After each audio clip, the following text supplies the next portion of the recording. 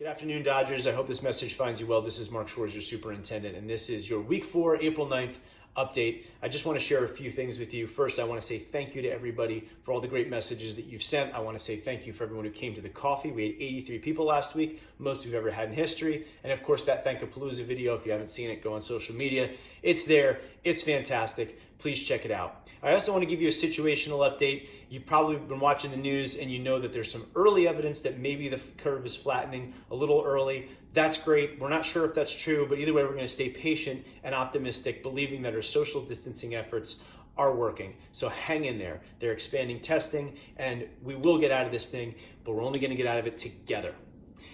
I also wanted to talk about today our standards of practice that we issued earlier this week. And I just want to make it very clear that the purpose of setting up standards of practice is to set everyone up for success, make sure that everyone has a little bit of work-life balance, and to make sure that we have minimum standards of quality for everybody across the board. So for teachers, that means things like getting back to emails and within 24 hours, checking in with students every day, giving feedback every day, but also making sure that teachers aren't working 24/7. They should be working a normal day and having time for themselves. Otherwise, they're going to burn out and they're not going to be as great as they could be.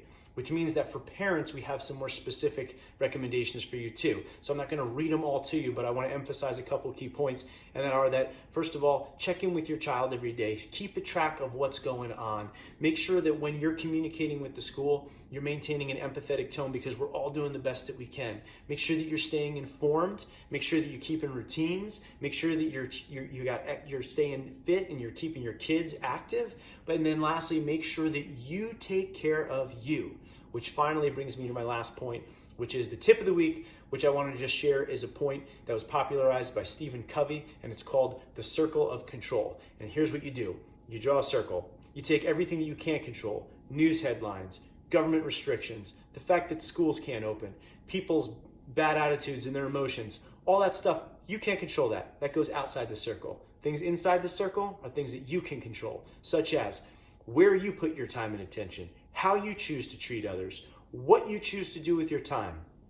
And then when you focus on the inside of that sphere, of that circle of control, what that does is it starts to impact your sphere of influence.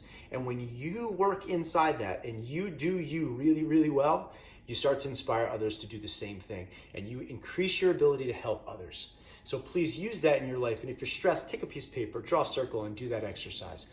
That's what we're doing in Madison schools, and that's why we're in a place right now where we are focused on the things that we can control, which are high quality instruction for students. We realize that we can control food at lunchtime, so we're feeding anybody who's hungry during lunch hours. 11 to 1 at Madison High School, you can pick up food. But now we're also really aggressively expanding our control for emotional and wellness support. So if you or anyone you know are struggling, contact someone in the school. We have a variety of services that we can provide for you. But even if we can't provide a level of service, we can get you connected with people who can help you. So it doesn't matter how severe or how difficult your situation is, we can help you find help.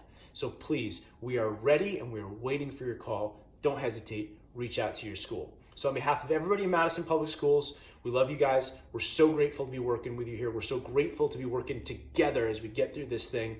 And I just want to close by saying, if any of you are involved in healthcare, thank you so much. You're heroes. We love you guys. Talk to you again next week.